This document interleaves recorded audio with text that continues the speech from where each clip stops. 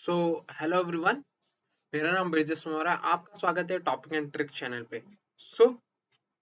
हमने ईवीएसएल के first second और थर्ड चैप्टर कंप्लीट कर दिए थे। अब बात करते हैं लेसन 4 जिसमें फॉरेन कंट्रीब्यूशन रेगुलेशन एक्ट 2010 के बारे में बता रखा है। सो स्टार्ट करने से पहले अगर आपने इस चैनल को सब्सक्राइब नहीं करा सो प्लीज प्लीज सब्सक्राइब कर दीजिए और बेल आइकन को दबाना ना भूले जिससे आपको रेगुलर अपडेट मिलते रहे रिलेटेड टू योर कोर्स। सो चलिए स्टार्ट करते हैं। बात करते हैं फॉरेन कंट्रीब्यूशन।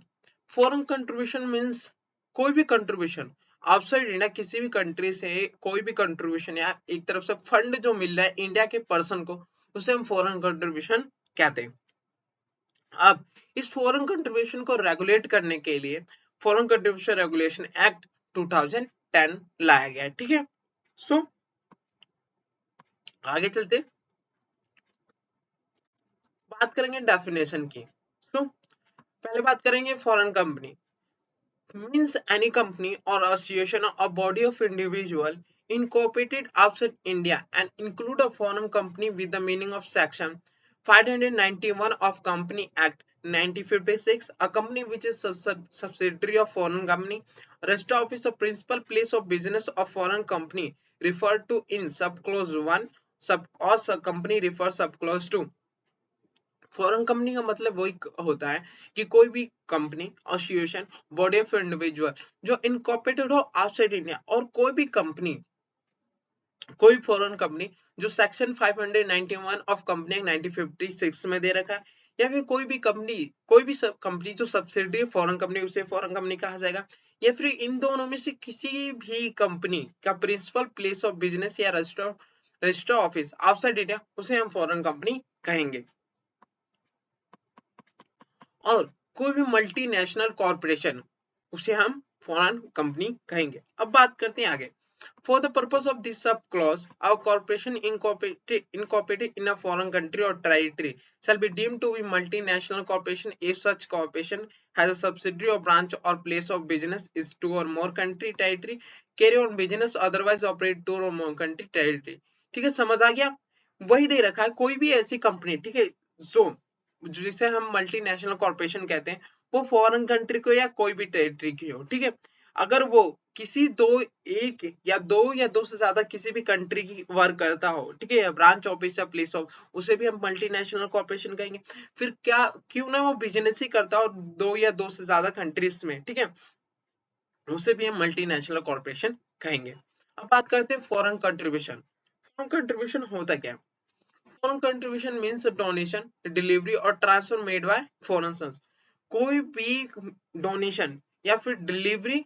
डोनेशन डिलीवरी और transfer made by foreign source. Foreign source कौन होते हैं ये आगे चल के बताएंगे हम तुम्हें। Of any article not being article given to person as a gift और इज पर्सनल यूज। ठीक है, कोई भी ऐसे आर्टिकल वो पर्सनल यूज के लिए नहीं होने चाहिए या गिफ्ट नहीं होने चाहिए। If the market value in the India such article on the date of such gift is not more than such a sum as may be specified from time to time sent to government rule made by the behalf of the person or any currency whether India or foreign or any security। अब बात करते हैं foreign contribution का मतलब क्या होता है। Foreign contribution का मतलब कोई भी डोनेशन डिलीवरी या transfer made by foreign source. अब फॉरेन सोर्स क्या होंगे ये आगे बताएंगे हम। फॉरेन सोर्स, ठीक है, कोई भी फॉरेन सोर्स के द्वारा या फिर किसी का कोई भी आर्टिकल हो जैसे असेट्स हो सकता है वो गिफ्ट और पर्सनल यूज के लिए नहीं होने चाहिए। ठीक है, अब गिफ्ट है और गिफ्ट को कब हम फॉरेन कंट्रीब्यूशन मानेंगे? अगर कोई अमाउंट दे रखा है एज में भी प्रिस्क्राइब वो उससे ज्यादा होता है तब हम गिफ्ट को हम डोनेशन या डिलीवरी या ट्रांसफर मारेंगे, नहीं तो हम उसे फॉरेन कंट्रीब्यूशन नहीं इंक्लूड करेंगे। फिर कोई भी करेंसी या इंडियन हो या फॉरेन उसे कंट्रीब्यूशन कहा जाएगा। फिर कोई भी सिक्योरिटी दी जा रही है उसे भी कंट्रीब्यूशन कहा जाएगा। आगे चलते हैं। एक्सप्लेनेशन अ डोनेशन डिलीवरी और transfer of any article currency foreign security referred in this clause by any person who is receive it from any foreign source either directly or through one or more persons shall be also deemed foreign currency with the meaning of the this clause। अगर वो किसी person द्वारा भी, अगर जैसे example लेते हैं, मेरे फ्रेंड, ठीक है, मेरा फ्रेंड है उसे फॉरेन कंट्रीब्यूशन मिला, फिर मैंने उससे लिया है तो वो भी फॉरेन कंट्रीब्यूशन में इंक्लूड कहा जाएगा, ठीक है। डीम टू फॉरेन कंट्रीब्यूशन कहा जाएगा एक्सप्लेनेशन टू एक्सप्लेनेशन 1 के अकॉर्डिंग। अब बात करते हैं explanation 2। The interest accrued on the foreign contribution deposited in any bank referred to in subclause 1 section 70 of or any income derived from the foreign contribution interest shall also be deemed to foreign contribution in the meaning of the, अगर कोई भी interest जैसे foreign contribution है, ठीक है, अगर foreign contribution हमने लिया है उससे किसी बैंक में डिपॉजिट किया या सिक्योरिटी हमने ले रखी है उस पर भी जो इंटरेस्ट हो रहा है उस इंक्रीज हो रहा है क्यूड हो रहा है उसे भी हम फॉरेन कंट्रीब्यूशन में इंक्लूड करेंगे according to explanation 2। So next third, any amount received by any person from any foreign source in India by a free fee including fee charges by educational institution in India from foreign student or toward a cost in lieu of goods or service rendered by such person in ordinary course of business, trade or commerce or whether within the India or contribution is same from agent foreign source toward a such fee or cost shall be excluded from the definition of foreign contribution within meaning of this clause। So अगर कोई student है, ठीक है, या फिर कोई person है जो एम्प्लॉयमेंट है, ठीक है, अगर उसने कोई सर्विस रेंडर करी है किसी को सर्विस दी है अगर उसे फी के अकॉर्डिंग या एम्प्लॉयमेंट चार्ज या कमीशन के अकॉर्डिंग उसे मिल रहा है वो उसे हम फॉरेन कंट्रीब्यूशन में नहीं इंक्लूड करेंगे क्योंकि वो कोई सर्विस दिया है तभी उसे वो पैसे मिल रहे अदरवाइज नहीं मिल रहा है, ठीक है, तो इसलिए हम इसे फॉरेन कंट्रीब्यूशन इंक्लूड नहीं करेंगे according to explanation 3। So complete. अब बात करते हैं foreign hospitality means any offer not being a purely casual one made in case or kind in by a foreign source for providing a person with the cost of travel to any foreign country or territory or free boarding loading transfer or medical treatment उसे हम foreign hospitality कहते हैं। अब बात करते हैं foreign source include था यहाँ फॉरेन सोर्स ये कोई भी डोनेशन डिलीवरी या ट्रांसफर फ्रॉम फॉरेन सोर्स, ठीक है। अब ये फॉरेन सोर्स होते कौन कौन से इनकी बात करेंगे। include foreign source include government of any foreign country or territory any and any agency of such government, ठीक है, कोई भी गवर्नमेंट ऑफ फॉरेन कंट्री का, ठीक है, टेरिटरी का या फिर एनी गवर्नमेंट एनी एजेंसी जो फॉरेन गवर्नमेंट का उसे हम फॉरेन सोर्स कहेंगे। International agency not being a United Nations or any special agency, the World Bank, International Monetary Fund or such other agency as central government may notify in this behalf। Foreign company होगी foreign source में, corporation हो गया, ठीक है, multinational corporation हो गया, a company with the meaning of company act 1956 or 2030 more than one half of the nominal value of share capital is held either silently or in aggregate by one or following member, namely government of foreign country, citizen of foreign country, corporation of foreign or territory, trust society or other association of individual incorporated or not foreign country or foreign company। इसका मतलब यह कोई भी company, ठीक है, India में कोई भी कंपनी है जिसका one half more than one half, ठीक है, इट मींस 51%, अगर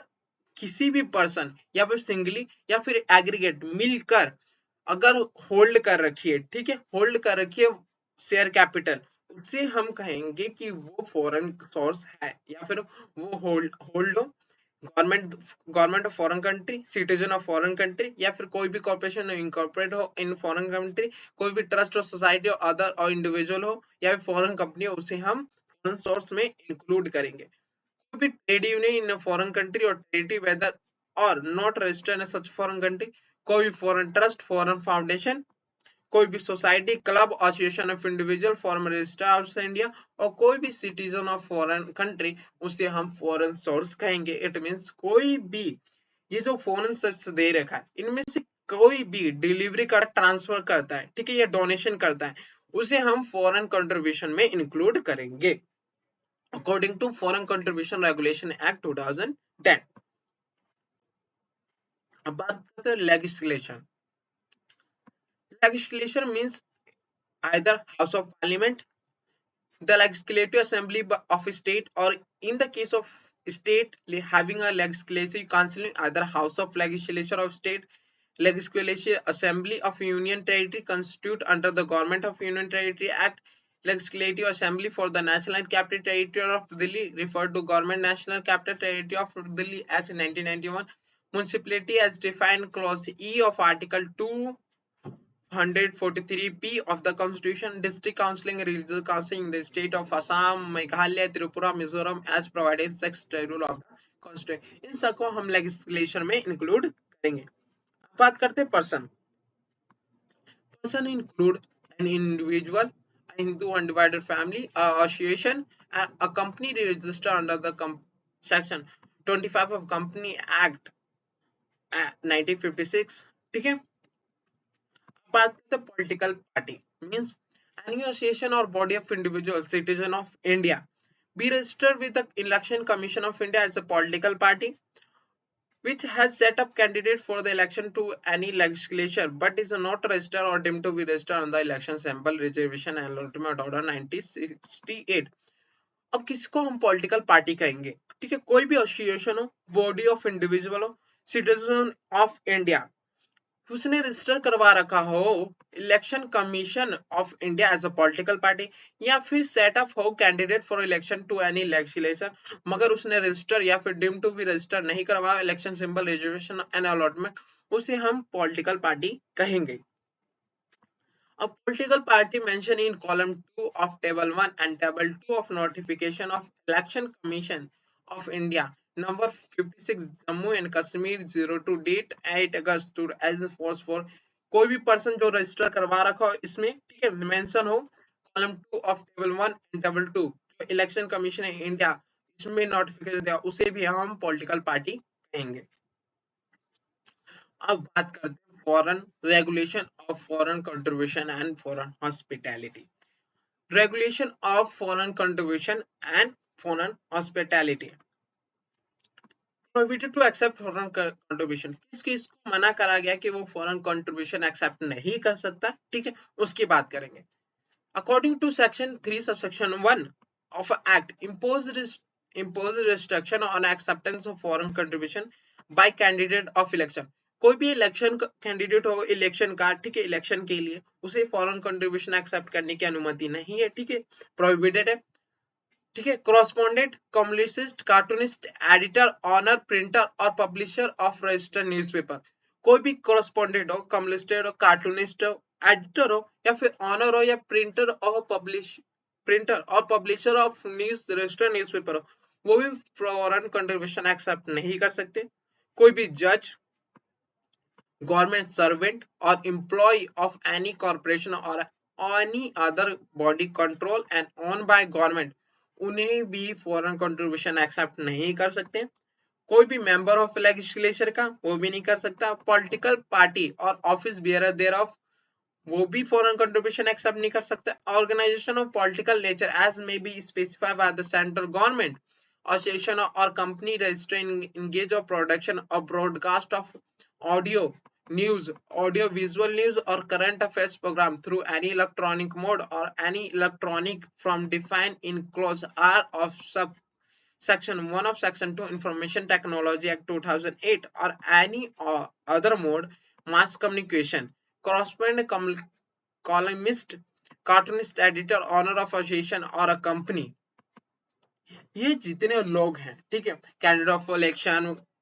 कार्टूनिस्ट, एडिटर, पब्लिशर, जज, एम्प्लॉय, ठीक है, पॉलिटिकल पार्टी, ये सब लोग फॉरेन कंट्रीब्यूशन नहीं कर सकते, प्रोहिबिटेड है according to section 3 subsection 1 of foreign contribution regulation act 2010 के अकॉर्डिंग, ठीक है. ये वो लोग हैं जो फॉरेन कंट्रीब्यूशन एक्सेप्ट नहीं कर सकते. आगे चलते हैं. Subsection 2 clause A of subsection 3 provide that no person resident in India and no citizen of resident in India outside India shall accept any foreign contribution, agree to acquire any currency from foreign source on behalf of political party or any person prohibited from accepting by foreign contribution. कोई भी behalf of a political party, ठीक है, foreign contribution accept नहीं कर सकता. Meaning, subsection 2 clause B meant that no person resident in India shall deliver any currency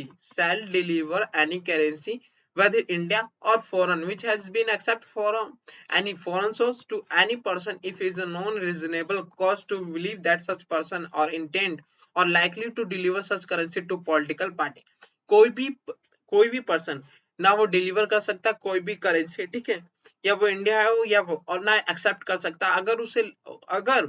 वो intend है उसका उसका मन है, उसका मेन पर्पस उससे डिलीवरी करना उस करेंसी को पॉलिटिकल पार्टी को, उस पर्पस के लिए भी कोई भी पर्सन फॉरेन कंट्रीब्यूशन एक्सेप्ट नहीं कर सकता।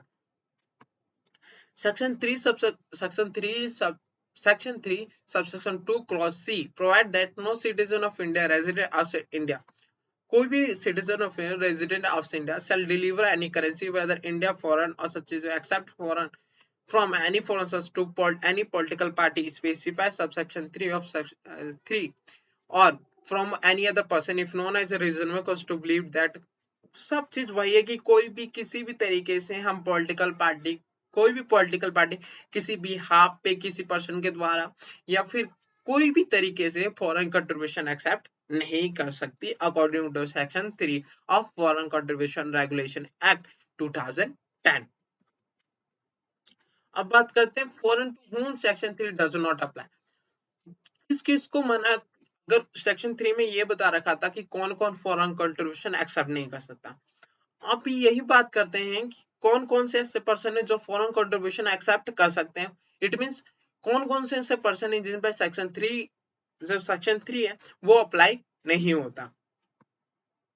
Person to whom section 3 does not apply,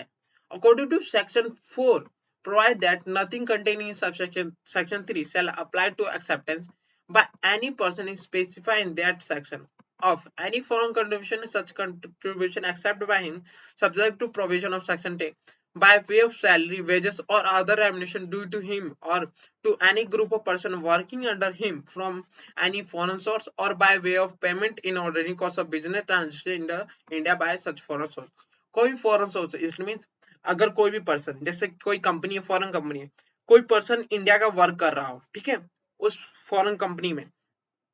अब उसे सैलरी मिल रही हो, वेजेस मिल रहे हो या फिर रेमुनरेशन मिल रहे हो, तो अब वो एक्सेप्ट तो करेगा ही करेगा क्योंकि उसने उस कंपनी में वर्क करा, तो वो फॉरेन कंट्रीब्यूशन में इंक्लूड नहीं होगा, उनके ऊपर प्रोहिबिटेड नहीं है कि आप फॉरेन कंट्रीब्यूशन एक्सेप्ट नहीं कर सकते। Then by way of payment in course of international trade or commerce और in ordinary cost of business transaction by him outside India. अब कोई भी पर्सन है, ठीक है, वो कोई भी ट्रेड और कॉमर्स कर रहा है इंटरनेशनल लेवल पे, कोई भी ट्रेड और कॉमर्स कर रहा है, अगर उस ट्रेड और कॉमर्स करने से उसे जो पेमेंट मिल रही है वो भी फॉरेन कंट्रीब्यूशन में इंक्लूड नहीं कहा जाएगा। As an agent of foreign source in relation to any transaction made by such a foreign source with the central government or state government, कोई भी रिलेशन, कोई भी ट्रांजेक्शन, ठीक है, कोई भी ट्रांजेक्शन और आप फॉरेन सोर्स से, ठीक है, विद द सेंट्रल गवर्नमेंट और स्टेट गवर्नमेंट, उसका एजेंट से, वो भी फॉरेन कंट्रीब्यूशन में इंक्लूड नहीं करा जाएगा। बाय वे ऑफ गिफ्ट और representation made to him as a member of any Indian delegation, provide that such gift or present was accepted in accordance with the rule made by the central government with regard to accept or relation of such gift or presentation। कोई person gift या presentation मिला outside India या फिर foreign source से, उसे भी हम foreign contribution accept नहीं करेंगे, मगर ये रहेगा कि फॉरेन जो गिफ्ट और प्रेजेंटेशन उन्होंने एक्सेप्ट करा है वो अकॉर्डिंग टू रूल होना चाहिए जो सेंट्रल गवर्नमेंट ने बनाया है। फ्रॉम हिज रिलेटिव, अगर कोई पर्सन अपने रिलेटिव से कोई फंड एक्सेप्ट करा उसे भी फॉरेन कंट्रीब्यूशन में इंक्लूड नहीं करा जाएगा। by way of remittance received in ordinary course of business through any official channel, post office or any authorized person in foreign exchange under foreign exchange management act 19, कोई भी remittance receive कर रहा है किसी भी थ्रू चैनल से, normal banking channel से या फिर ऑथराइज पर्सन से, उसे भी हम फॉरेन कंट्रीब्यूशन में इंक्लूड नहीं करेंगे। By way of scholarship, stipend और any payment of like nature, कोई भी स्टेटमेंट मिले, स्कॉलरशिप मिले, उसे भी हम फॉरेन कंट्रीब्यूशन में इंक्लूड नहीं करेंगे। So according to section 4 of company of foreign contribution regulation act 2010 में यही बताया गया है कि कौन कौन से ऐसे ट्रांजैक्शन है कौन कौन से ऐसे लोग हैं या कौन कौन से ऐसे ट्रांजेक्शन है जिन पर सेक्शन 3 अप्लाई नहीं होता। ठीक है, वो पहला था कोई वेजेस या फिर कोई भी सैलरी, कोई वेजेस, सैलरी या रेम्युनरेशन एक्सेप्ट करा जा रहा है किसी पर्सन द्वारा, कोई payment in course of international trade और कॉमर्स में एजेंट ऑफ फॉरेन सोर्स, ठीक है, बाय वे ऑफ गिफ्ट और presentation from his relative, remittance receive through through authorised person और बिजनेस थ्रू एनी ऑफिशियल, और कोई भी स्कॉलरशिप और स्टिपेंड और पेमेंट ऑफ लाइक नेचर, उसे हम फॉरेन कंट्रीब्यूशन में इंक्लूड नहीं करेंगे। इसका मतलब कोई प्रोहिबिटेड नहीं है to accept this kind of transaction या पेमेंट। अब बात करते हैं procedure to notify organisation of political nature.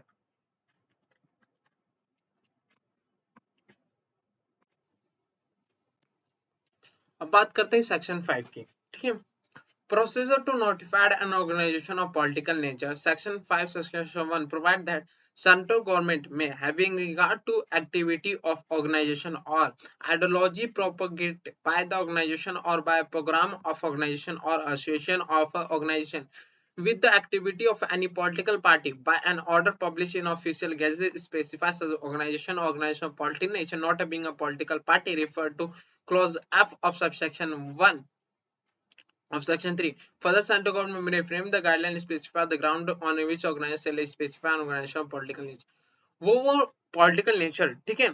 Procedure to notify organisation of political, कौन कौन से ऐसे पॉलिटिकल पार्टी होंगे जो पॉलिटिकल नेचर होंगे, ठीक है, वो एक्सेप्ट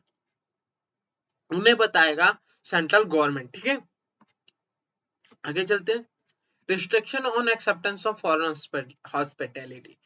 रिस्ट्रिक्शन लगा रखा है to accept foreign hospitality. Foreign hospitality हमने बता दें कोई भी मेडिकल ट्रीटमेंट हो गया, ट्रैवल हो गया, ठीक है, उसे हम फॉरेन हॉस्पिटैलिटी कहते हैं बाय फॉरेन सोर्स। ठीक है, अब section 3, foreign hospitality except by foreign of foreign hospital by certain person action with the prior permission of central government। ठीक है, कोई भी पर्सन prohibited है accept foreign hospitality, certain person accept with the prior में, अगर किसी को foreign hospitality accept करनी है तो उसे सेंट्रल गवर्नमेंट से परमिशन लेनी पड़ेगी। ठीक है, according to no member of legislature, office bearer of political party, जज, government servant, employee of any corporation और other body owned or controlled by government shall, while visiting any country or territory outside India, accept with the prime minister of central government any foreign hospital। अगर कोई भी जज है, ठीक है, कोई भी member of legislature, officer bearer of political party है, एम्प्लॉय ऑफ एनी कॉर्पोरेशन है, ठीक है, अगर वो किसी भी कंट्री में, ठीक है, विजिट कर रहा है टेरिटरी आउटसाइड इंडिया, वो एक्सेप्ट कर सकता है foreign hospitality prior permission. Accept, अगर उसे फॉरेन हॉस्पिटैलिटी एक्सेप्ट करनी है तो उसे प्रायर परमिशन लेना पड़ेगा सेंट्रल गवर्नमेंट से, तभी वो फॉरेन हॉस्पिटैलिटी एक्सेप्ट कर सकता है। However, it shall not necessary to obtain any such permission for emergent medical aid needed on the account of certain illness contract during a visit outside India। मगर कुछ ऐसे cases है जहां prior permission central government की लेने की हमें कोई जरूरत नहीं होती। वो केसेस है अगर किसी को इमरजेंट मेडिकल एड की जरूरत हो, ठीक है, अगर उसे कोई इमरजेंसी आ गई हो, बीमार पड़ गया, उसे उस time for prior permission central government की लेने की जरूरत नहीं होती। Then prohibited to transfer foreign contribution to other person, अगर फॉरेन कंट्रीब्यूशन चलो एक्सेप्ट कर लिया तो उससे किसी और पर्सन को ट्रांसफर नहीं कर सकते। Section 7 prohibit the transfer of foreign contribution to other person according to no person who is registered and grant a certificate or has obtained a prior permission under the act and receive any foreign contribution shall transfer such a foreign contribution to any person unless such person is also registered and had been granted certificate or obtained a permission under act। अगर क्या होता है कि foreign contribution जो accept करता है, ठीक है, वो से प्रायर परमिशन लेने पड़ता है सेंट्रल गवर्नमेंट से और रजिस्टर करवाना पड़ता है सेंट्रल गवर्नमेंट के पास, तभी वो फॉरेन कंट्रीब्यूशन एक्सेप्ट कर सकता है। अगर अब ये बात आती है कि अगर फॉरेन कंट्रीब्यूशन किसी को हमें ट्रांसफर करना है तो जिसे हमें ट्रांसफर करना है वो भी रजिस्टर हो, ठीक है, उसके पास भी प्रायर परमिशन हो और थ्रू गवर्नमेंट सेंट्रल गवर्नमेंट, तभी उसे हम फॉरेन कंट्रीब्यूशन ट्रांसफर कर सकते हैं, नहीं तो हम फॉरेन कंट्रीब्यूशन ट्रांसफर नहीं कर सकते according to section 7 of foreign contribution regulation act 2010। Then आगे बढ़ते हैं, अब बात करते हैं section 8 utilisation of foreign contribution. Section 8 subsection 1 clause A provide that every person who is registered and granted a certificate or given a prior permission under the act receive foreign contribution shall utilize such contribution for the purpose for which such contribution has been received। अगर कोई भी person जो foreign contribution accept करता है तो उस foreign contribution के लिए उसी के लिए यूटिलाइज करेगा या फिर उसी के लिए यूज करेगा जिसके लिए उसने फॉरेन कंट्रीब्यूशन एक्सेप्ट करा था, और किसी पर्पस के लिए वो फॉरेन कंट्रीब्यूशन को यूटिलाइज नहीं कर सकता, ठीक है, एक्सेप्ट जिस पर्पस के लिए उसने फॉरेन कंट्रीब्यूशन रिसीव करा था। Further, any foreign contribution or any income arising out of it shall not be used for speculative business, and that government shall by rule specify activity or business shall be considered speculative business for the purpose of the, और कोई foreign contribution जो you accept करा है उन्हें speculative business के लिए use नहीं करेंगे। Section 8 subsection 1 clause B provide that every person who is registered or granted a certificate or given a prior permission under this act receive any foreign contribution shall not defray as far as possible such sum not exceeding 50% such contribution refrain financial year to meet administrative expense. Further, administrative expense exceeding 50% such may be defrayed with the permission of central government। अगर कोई भी person foreign contribution accept करता है, foreign contribution accept करने के बाद वो 50% से ज्यादा उसे जो जिसने उसने एक्सेप्ट करा था फॉरेन 50% जो 50% जितना भी उसने कंट्रीब्यूशन एक्सेप्ट करा था उसका 50%, ठीक है, 50% ही तक की एडमिनिस्ट्रेटिव एक्सपेंस के लिए वो यूज कर सकता है। अगर उसने 50% ज्यादा एडमिनिस्ट्रेटिव एक्सपेंस के लिए यूज करा तो उसे प्रायर परमिशन लेना पड़ेगा सेंट्रल गवर्नमेंट से। बात करते हैं power of central government to prohibit receptor foreign contribution. Central government के पास पावर है कि कौन कौन से ऐसे फॉरेन कंट्रीब्यूशन रिसिप्ट है जिन्हें मना कर सकता है, ठीक है। Central section 9 deal with the power central government to prohibit the receipt of foreign contribution etcetera in a certain case according to central government has been empowered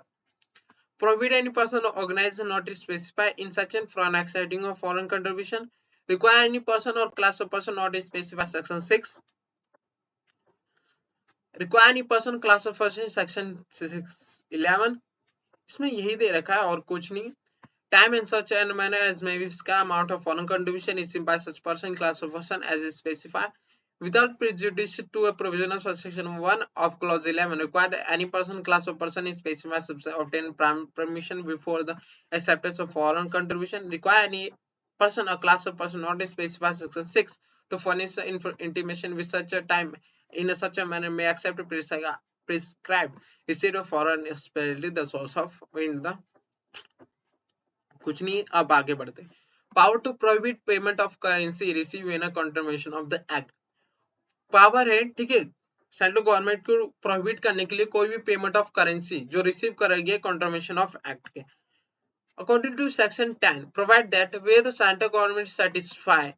after making such inquiry as may deemed fit that any person he is in custody or control any article or currency or security whether India or foreign which has been accepted by such a person in contravention of any of the provision of this act, it may by order writing or prohibit such person from paying delivery or transfer or otherwise dealing with any manner whatsoever such article or currency security save in accordance with the right and order of central government copy of such shall be served upon the person of provided in prescribed manner। कोई person, ठीक है, अगर उसने foreign contribution accept कर लिया, अगर foreign contribution जो accept कराया उसने एक्सेप्ट करते टाइम उसने कंट्रीब्यूशन कर दिया कोई भी act foreign contribution regulation act को कोई भी सेक्शन कंट्रीब्यूशन कर दिया, तो उसने जब कंट्रीब्यूशन करा तो अगर सेंट्रल गवर्नमेंट को पता चलता है कि किसी ने कंट्रीब्यूशन करा है फॉरेन कंट्रीब्यूशन एक्सेप्ट करते हैं टाइम तो वो ऑर्डर इशू करेगा, ठीक है, और ऑर्डर इशू कर उस पर्सन को प्रोहिबिट करेगा उस जो उसने फॉरेन करेंसी, फॉरेन सिक्योरिटी या फॉरेन आर्टिकल, कोई भी आर्टिकल एक्सेप्ट करा है उस पर्सन को prohibit such person from paying करने में, डिलीवरी और ट्रांसफर अदरवाइज डीलिंग विद उस चीज में फॉरेन करेंसी, उसे मना कर देगा उस चीज में, ठीक है। अब बात करते हैं restriction of certain person with the central government. Section 11 require that person having a defined definite culture, economic, educational, religion or social program shall accept foreign countries. Such a person obtain a certificate of registration from central government. अगर कोई person, ठीक है, जिसके पास defined cultural, economic, educational, religion और social programme, ठीक है, वो एक्सेप्ट कर सकता है फॉरेन कंट्रीब्यूशन, मगर सच पर्सन, उस पर्सन ने ऑब्टेन करा हो certificate of registration from a central government, तभी वो एक्सेप्ट कर सकता है foreign contribution. It may be noted that any association registered with the central government under Section 6 or granted prior permission under Section of Foreign Contribution Regulation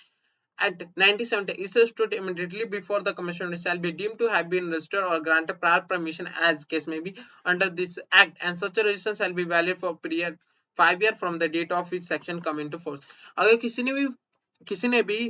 granted certificate registration करवाई है, वो जो उसका टाइम पीरियड है वो 5 year के लिए, 5 year के बाद उसे फिर से रिन्यू करवाना पड़ेगा अपना सर्टिफिकेट ऑफ रजिस्ट्रेशन। अब बात करते हैं grant of certificate of registration.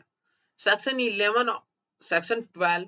subsection will provide that an application by a person for a grant of certificate or given a prior permission shall be made to the central government in a such form and manner along with a such fee as may be specified। जिसे भी foreign contribution accept करना या फिर grant of certificate या फिर given prior permission लेना है, उसे सेंट्रल गवर्नमेंट को एप्लीकेशन भरना पड़ेगा, such form and along with the such fee as may be specified. On the receipt of application, the central government shall by order, if application is not in prescribed form, does not contain any particular specified in the form, reject the application। अगर central government ने accept करा उस application को, अगर application accept करने से वो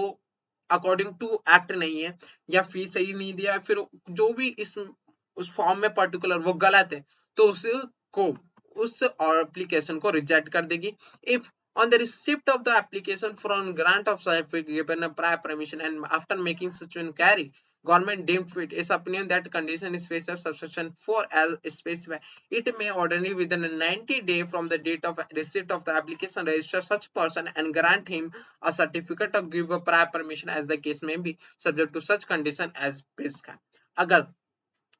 हमने एप्लीकेशन दिया, ठीक है,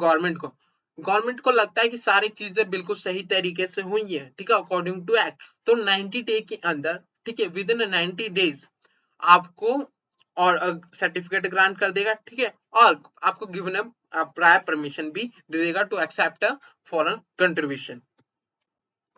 इन the case of central government does not grant within a specified period 90 days, a certificate given prior permission shall be communicate the reason thereon to the application that shall not be eligible for grant or certificate or given prior permission has been suspended of continuing making application। अगर चलिए 90 days के अंदर central government ने नहीं दिया आपको certificate, ठीक है, और आपको प्रायर परमिशन, तो वो रीजन लिख के आपको नोटिस देगा कि हमने क्यों दिया और क्या रीजन है ना आपको सर्टिफिकेट ग्रांट करने का और प्रायर परमिशन देने का। अब बात करते हैं अगर जिसे सर्टिफिकेट ऑफ रजिस्ट्रेशन चाहिए या फिर प्रायर परमिशन चाहिए, तो उसे कंडीशन फॉलो करने पड़ते हैं सेक्शन 12 सबसेक्शन 4 के। अब वो सेक्शन 12 सबसेक्शन 4 के क्या क्या कंडीशन है उसकी बात करते हैं। Subsection 4 of section 12 provide following condition for granting a certificate of registration. The person making an application for registration or grant a prior permission under subsection 1, it is not a fictitious benami। कोई person जो grant और prior permission या फिर granting certificate और registration ले रहा है, ठीक है, वो फिटिशियन नेम नहीं होना, मैं काल्पनिक नाम नहीं, जो जिसका नाम है वो बिल्कुल सही होना चाहिए और बेनामी तो बिल्कुल नहीं होना चाहिए।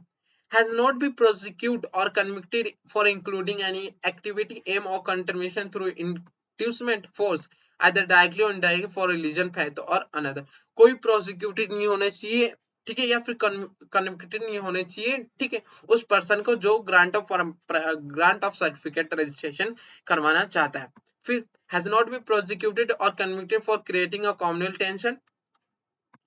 has not been found guilty or deviation of multi-utilization of fund, engage or likely to engage in propagation of sedition or advocate violate of method, not likely to use a foreign contribution for personal gain or divert of undesirable purpose, not to contravention any of the provision of that act, or not has not been prohibited from accepting foreign contribution। कोई भी person, ठीक है, जो granting certificate और registration करवाना सकता है वो बेनामी और नहीं होना चाहिए, ठीक है, कोई प्रोसिक्यूट या फिर कन्विक्टेड नहीं होना चाहिए, ठीक है, उसके ऊपर, या फिर कोई भी गिल्टी या डिविशन नहीं होना चाहिए, कोई भी गिल्टी ना करा हो, ठीक है, या फिर कोई भी जो फंड उसने यूज लिया है उसका मल्टी यूटिलाइजेशन ना करा हो, मिस यूटिलाइजेशन ना कर रखा हो, कोई भी एंगेज इन प्रोपेगेशन और सेडिशन और violent of method achieve end में ना हो, कोई भी फॉरेन कंट्रीब्यूशन वो पर्सनल गेन के लिए यूज ना करा हो, कोई भी कंट्रीब्यूशन ना करा हो ऑफ फॉरेन कंट्रीब्यूशन रेगुलेशन 2008, या फिर प्रोहिबिटेड ना हो to accepting foreign contribution. Then person making an application for registration under subsection 1 has undertake reasonable activity is chosen field for benefit of society for a such, कोई भी person जो foreign contribution accept कर रहा है वो benefit of society के लिए ही होना चाहिए। पर्सन मेकिंग एप्लीकेशन और given prime permission has prepare reasonable project for the benefit of the society, जो भी पर्सन अगर बेनिफिट ऑफ सोसाइटी के लिए उसका प्लान या फिर उसका प्रोजेक्ट पता होना चाहिए, दिखना चाहिए। In case of person being an individual, such individual neither been convicted under any law for the being a force and nor any prosecution offense pending against him, कोई भी प्रोसिक्यूशन उसके ऊपर पेंडिंग नहीं होना चाहिए अगर वो इंडिविजुअल पर्सन है तो। In a case of being other than individual, any director or officer bearer neither convicted under any law for time being in force or any prosecution of any offense is pending against him, except of foreign contribution by a person referred to subsection 1 is not likely to affect prejudicially, कोई person जो foreign contribution accept करने वाला है, ठीक है, उसे कोई भी ऐसा नहीं होना चाहिए कि sovereignty and integrity of India को प्रेजुडिस करे, उसके हानिकारक को अफेक्ट करे, security strategy scientific economic interest of state का अफेक्ट करे, पब्लिक इंटरेस्ट को अफेक्ट करे, freedom of finance of election to any legislature को अफेक्ट करे, friendly relation to with the foreign state, harmony between religious racial और social linguistics religion group caste और communication को affect करे, ऐसा कुछ नहीं होना चाहिए, तभी वो कोई भी